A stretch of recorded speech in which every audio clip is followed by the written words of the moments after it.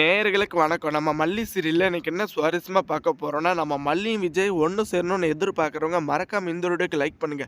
எப்படியாச்சு விஜய் அடையணும்னு இந்த போலியருங்க பண்ணிட்டு இருக்கிற சதி திட்டத்துல கையும் காலுமா சிக்கணும்னு எல்லாருமே எதிர்பார்த்துட்டு இருக்குங்க. கிட்டத்தட்ட நம்ம மல்லி வந்துட்டு இவளுடைய எல்லா குணத்தையும் கண்டுபிடிச்சுட்டாங்க. இவ உண்மையான பேர் வந்துட்டு சுடர். அதே சமயம் இவ வந்துட்டு ஏதோ ஒரு காரணத்தை வச்சு தான் வந்துட்டு இப்ப மனநிலை பாதிக்கப்பட்ட மாரி விஜய் வந்துட்டு இந்த ஒரு வீட்டுக்குள்ள வந்தா உடனே அங்க முடியாத மாதிரியும் மனநிலை அதிகமாக வந்துட்டு பாதிக்கப்பட்ட மாதிரியும் அங்கே கண்டிப்பாக வேணும்னு அடம் பிடிக்கிற மாதிரியும் நாடகம் போட்டுக்கிட்டு இருக்கா.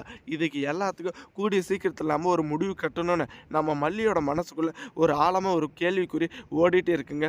ஆனால் இப்போ பார்த்தீங்களன்னா நம்ம அன்னபூர்ணி அம்மா எதிர்பார்த்த மாதிரி நம்ம மல்லி விஜய் ஒன்று சேர போகிறாங்க. கண்டிப்பாக இந்த ராஜேஸ்வரி கையும் காலமாக பிடிச்சி இந்த ஒரு வீட்டு பத்திரம் நம்ம விஜயோட பேரில் தான் இருக்குது. விஜய் சவால் விட்டதும் இப்போ நடக்க போகுதுங்க.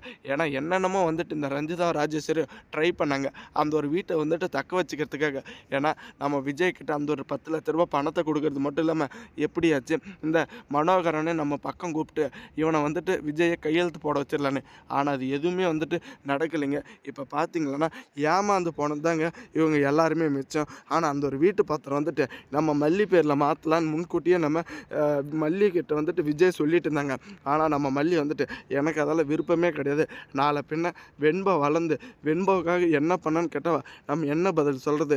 என் பேரில் நீ போட வேண்டியது எல்லாமே வந்துட்டு வெண்பா பேரில் மாற்றுங்க, எனக்கு அதுவே வந்துட்டு ரொம்பவே சந்தோஷன்ற மாதிரி நம்ம மல்லி ஒரு பதில் சொன்னாங்க. ஆனால் இந்த ஒரு யோசனை நம்ம விஜய்க்கு கூட வரலைங்க. இப்போ நம்ம மல்லி சொன்ன மாதிரி அந்த ஒரு வீட்டு பத்திரத்தை வந்துட்டு மல்லி வந்துட்டு சொன்ன மாதிரியே பார்த்திங்களா நம்ம வெண்பா இல்லம் அப்படின்ற மாதிரி ஒரு பேர் வச்சு இப்போ எல்லாமே ரிஜிஸ்ட்ரேஷன் மாற்ற போகிறாங்க. ஆனால் நம்ம ராஜேஸ்வரி பேர்லேருந்து எப்படி வெண்பா பேருக்கு மாற்றுறதுன்னு கொஞ்சம் யோசிச்சுட்டு இருந்தாங்க. ஆனால் அந்த லாயர் தாங்க சரியான முறையில் சார் நீங்கள் வந்துட்டு எதுக்குமே கவலைப்பட தேவை, ஏன்னா எதுவுமே மாற்ற வேண்டியதே இல்லை, எல்லாமே உங்களுடைய பேரில் தான் இருக்குது, நீங்கள் மனசு வச்சா இப்போவே வந்துட்டு வெண்பா இல்லைன்னு பேரை மாற்றிடலான்ற மாதிரி அவ்வளோ ஆணித்தனமாக சொன்னாங்க. ஆனால் எந்த ஒரு எதிர்பார்ப்பும் இல்லாமல் இதுக்காக தான் வந்துட்டவ நாடகம் ஆடினாலா, இதுக்காக தான் 10 லட்ச ரூபாயில் அதுக்கு மேலேயும் பணத்தை கொடுத்து என்ன ஆஃப் பண்ண பார்த்தாலா? இப்போ தெரிஞ்சிடுச்சு மல்லியே அவளை வந்துட்டுனா இந்த ஒரு வீட்டை விட்டு வெளியே விரட்ட போகிறேன், எனக்கு அவள் ஒரு ஆளே கிடையாது. ஏன்னா அவள் பேசின பேச்சுக்கோ அவள் நடந்துக்கிற நடவடிக்கும் நான் வந்துட்டு சுக்குநூறாக உடஞ்சி போகணும்னு அவள் எதிர்பார்த்தா. ஆனால் என்னை வந்துட்டு யாராலையும் உடைக்க முடியாதுன்னு நான் நிரூபித்து காமிச்சிட்டேன். இப்போ பார்த்தீங்களான்னா நம்ம வெண்பாகில்லோன்னு அந்த ஒரு வீட்டு பேரை வந்துட்டு கூடிய சீக்கிரத்தில் மாற்ற போகிறாங்க.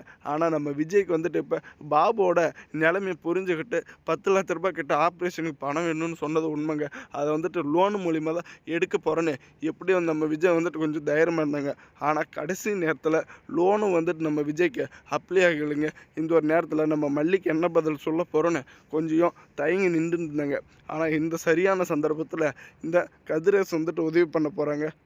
கிட்டத்தட்ட இந்த போலி ரேணுகா நம்ம விஜயை வந்துட்டு அடையிறதுக்கான எல்லா விஷயத்தையுமே வந்துட்டு பண்ணிகிட்டு இருக்கேங்க.